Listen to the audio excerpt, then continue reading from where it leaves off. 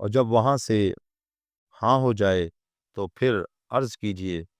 لوگ خدا کو چونکہ خدا بادشاہ کہا کرتے تھے، تو خدا کا تصور یہی بنا رکھا تھا کہ خدا کے پاس آپ ڈائریکٹ نہیں جا سکتے، آپ کو وسائل چاہیے۔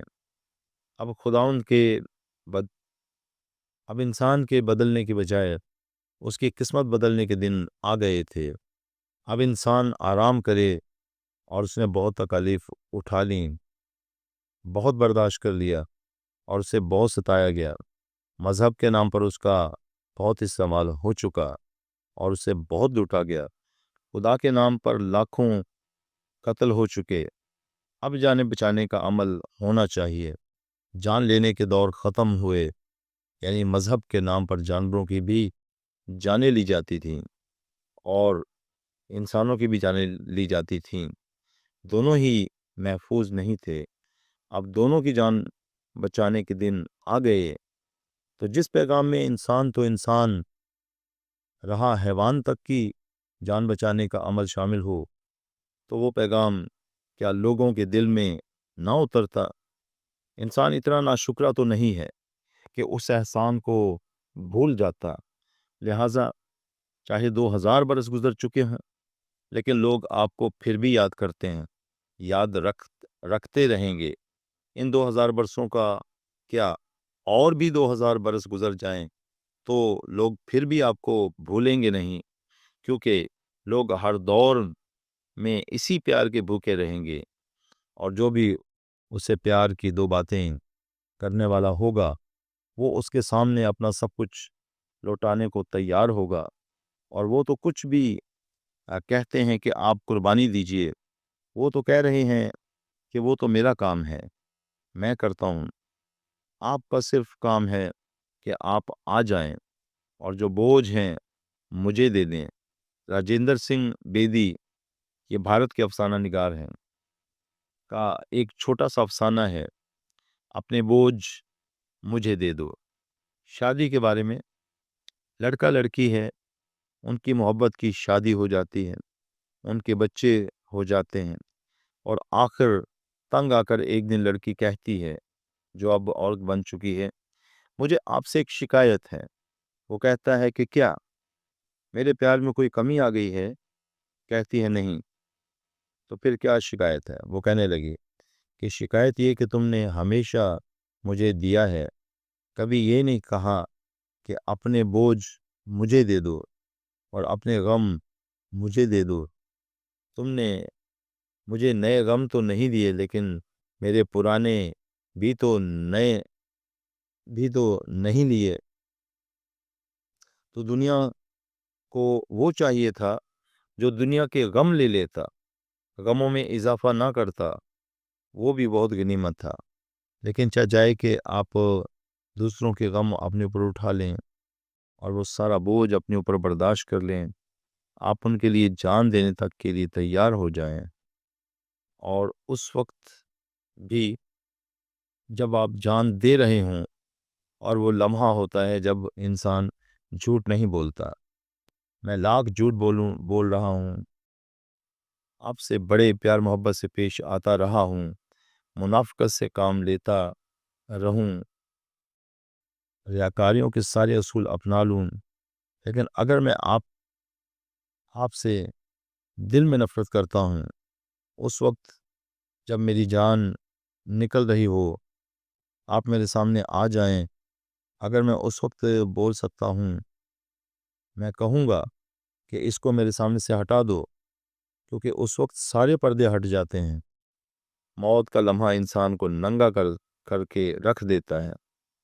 اس موت کے لمحے میں آپ نے یہ کہا، پروردگار انہیں معاف فرما دیجئے، یہ لوگ جو اس وقت مجھے مصلوب کر رہے ہیں، یہ نادان ہیں، یہ مجھے پہچانتے نہیں، یہ اتنے برے نہیں ہیں کہ پہچان لیتے پھر میرے ساتھ ہی سلوک کرتے۔ تو اس لمحے میں جو شخص پیار کرے، دنیا کو وہ چاہیے، وہ مل گیا۔ اور میں کہتا ہوں کہ اگر آپ کو کوئی سبسٹیچیوٹ مل جائے، تو آپ وہ پرانی چیز کو بھول جایا کرتے ہیں۔ بالکل سیدھی سی بات ہے کہ آپ کے پاس یہ ٹیپ ریکارڈر ہے، اگر آپ کو اس سے اچھا مل جائے تو آپ اس کو پھر لے کر نہیں بیٹھے رہیں گے، آپ اس کو اونے پونے داموں میں فروخت کر دیں گے۔ اگر اس دنیا کو ان کے بعد کوئی اور بہتر مل جاتا تو دنیا کب کی بھول چکی ہوتی، کوئی اور یاد رکھتا۔ بات یہ ہے، اس قسم کا پیغام دوبارہ پھر کہیں سے ملا ہی نہیں۔ پیغام ملا تو اس پیغام پر، اس معیار پر خود پورا اترنے والا نہیں تھا کہ قربانی دے کر بھی دکھاتا۔ صرف جان دے دینا کافی نہیں، جان دینے سے محبت کا اظہار ہو سکتا تو پھر پہلا کریڈٹ سقراط کو جاتا ہے، جس نے زہر کا پیالہ پیا اور جان دی۔ لیکن مرتے دم تک فلسفے پر گفتگو ہے، لیکن محبت اور پیار کا کہیں بھی تذکرہ نہیں ہے۔ یہ وہ خامی ہے کہ فلسفہ آپ کو بہت کچھ سوچنے کو دیتا ہے، آپ سارے مسائل حل کر لیتے ہیں، لیکن انسانی تعلقات کے مسائل کبھی حل نہیں کر پاتے۔ آپ کے ذہنی مسائل بالکل حل ہو جاتے ہیں، آپ اس کے لیے جواز بھی ڈھونڈتے ہیں، اس کا حل بھی نکالتے ہیں، لیکن انسان اور انسان کے درمیان تعلقات نہیں استوار کر پاتے۔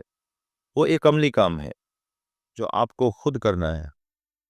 اگر فلسفہ محبت کرنا سکھاتا تو ہر ماں کو پہلے فلسفہ پڑھایا جاتا، پھر بعد میں ماں بنا دیا جاتا، لیکن وہ بغیر فلسفہ پڑھے ہی محبت کرتی ہے، راتوں کو جاگتی ہے، اپنی نیند حرام کرتی ہے، گیلی جگہ پر خود سوتی ہے، لیکن بچے کو خوش جگہ پر لیٹاتی ہے۔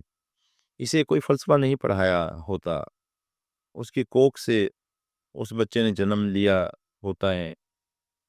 اس کا فلسفہ یہ ہے،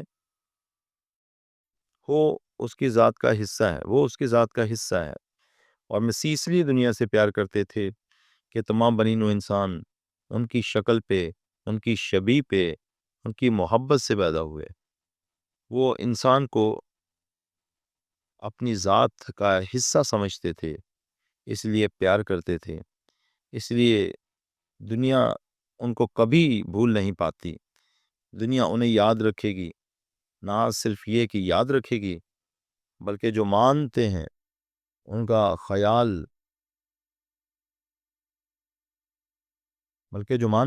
خیال کچھ اور ہے۔ اور آج یہ عین ممکن ہے کہ فلسفے کا دور دورہ ہو جائے، لوگ سقراط کا بھی جنم دن منانا شروع کر دیں، عین ممکن ہے کہ ارسطو کی بھی برتھ ڈے منائی جائے۔ ممکن ہے امکانات کی پر کوئی پابندی نہیں لگا سکتے، لیکن ایک بات کی کمی ہمیشہ رہے گی، وہ یہ ہے کہ آپ جب وہ پیغام پیش کریں گے، وہ پیغام ہوگا، لیکن اس کے ساتھ پیامبر نہیں ہوگا، کیونکہ پیغامبر کو انتقال کی مدت ہو چکی ہے۔ آپ پیغام تو سب کے سب ریپیٹ کر سکتے اور سنا سکتے ہیں، اور اس سے بہت فائدہ اٹھا سکتے ہیں۔ آپ کے ماننے والوں کا عقیدہ یہ ہے، نہ صرف یہ کہ آپ نے جان دی، بلکہ اب تک زندہ ہے، یعنی پیغام بھی زندہ ہے اور پیغامبر بھی زندہ ہے۔ دوسروں کے شاید پیغام تو زندہ ہوں، لیکن پیغامبر زندہ نہیں ہے۔ تو جہاں پیغام بھی زندہ ہو اور پیغامبر بھی زندہ ہو، تو وہ لوگ یاد نہیں رکھیں گے تو کیا کریں گے؟ بلکہ صرف وہی نہیں، اور لوگ بھی یاد کیا کرتے ہیں۔ مسیح نے تاریخ کے 2 ٹکڑے کر دیے، قبل از مسیح اور بعد از مسیح۔ میں نے عرض کیا تھا کہ آپ نے لوگوں کے دلوں پر حکومت کی، صرف دلوں پر حکومت نہیں کی، آپ نے تاریخ کے ساتھ ٹکر لی۔ بلکہ تاریخ نے آپ سے ٹکر لی، اور جس شخص نے بھی تاریخ سے ٹکر لی وہ ختم ہو کر رہ گیا۔ لیکن جب تاریخ نے آپ کے ساتھ ٹکر لی تو آپ نے تاریخ کے دو ٹکڑے کر کے رکھ دیے، زمانہ قبل از مسیح اور زمانہ بعد از مسیح۔ تاریخ جیسی سخت حقیقت کو آپ نے دو نیم کر دیا۔ آپ کا یہ معجزہ ہے شک و تاریخ کا کہ آپ نے تاریخ کو دو ٹکڑے کر کے رکھ دیا اور آج تک نہیں جڑ سکی۔ صرف یہی نہیں بلکہ چاہے کوئی مانے یا نہ مانے، آپ کا چاہے کتنا مخالف کیوں نہ ہو، اگر آج بھی وہ اپنے چیک آپ کی تاریخ ولادت کے حوالے سے تاریخ نہ ڈالے تو بینک بھی پیسے نہیں دیتا۔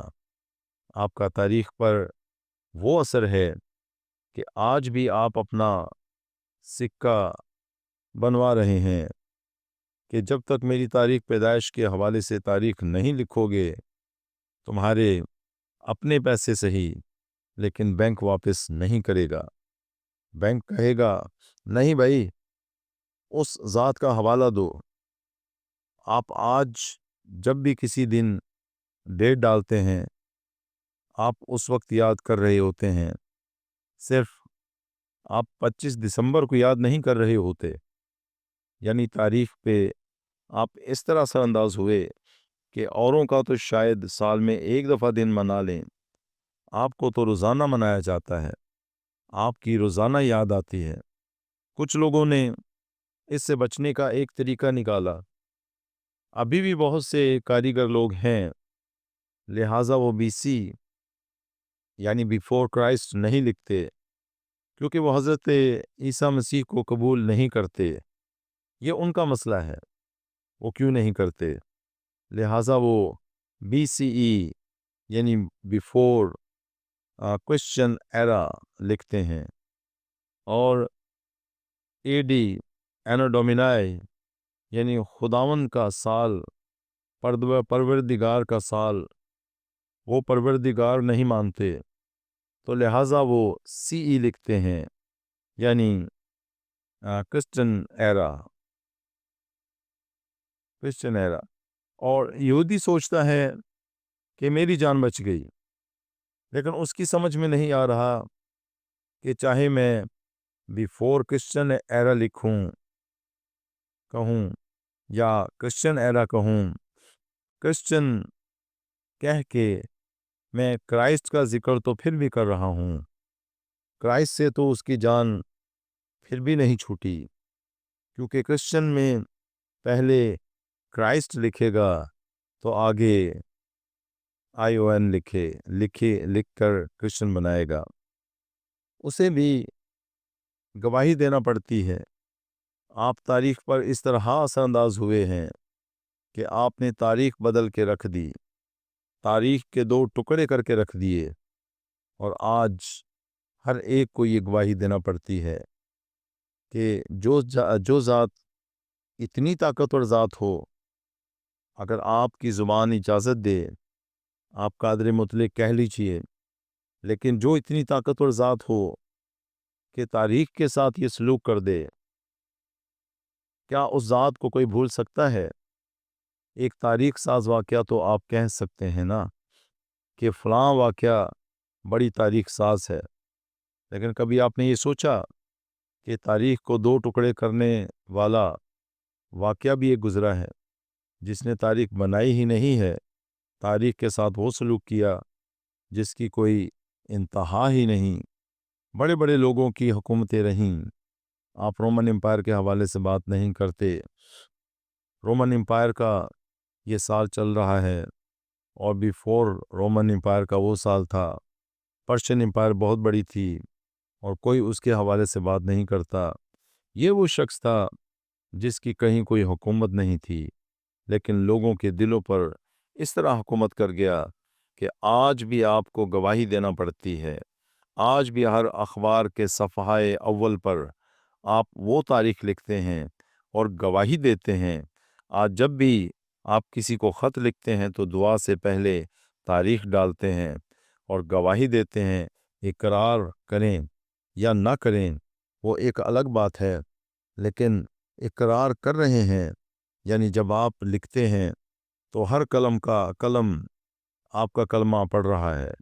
ایسی ذات ہم کہاں سے لائیں جس کا کلمہ قلم پڑھے؟ آپ روز جب تاریخ لکھیں، تنخواہ لینے کے لیے جائیں یا حاضری لگانے کے لیے جائیں یا کسی کو خط لکھیں یا اخبار اٹھا کے پڑھیں، آپ کا قلم جو ہے اس واقعہ کو پڑھے اور لکھے۔ ہاں، اس واقعہ کو اتنے سال گزر چکے ہیں، ایسی ذات کو کوئی بھول سکتا ہے؟ بھولنے کو تو شاید کب کے بلا دیے گئے ہوتے، کیونکہ لوگ بہت سوں کو بھول گئے ہیں۔ بڑے بڑے طاقتور لوگ آئے جنہوں نے دنیا پر حکومت کی، اور لوگ انہیں بھول گئے۔ اسکندر اعظم کو بھول گئے، چنگیز خان کو بھول گئے، ہلاکو خان کو بھول گئے۔ اچھے اچھے لوگ بھی گزرے، لوگ ان کا بھی بھول گئے۔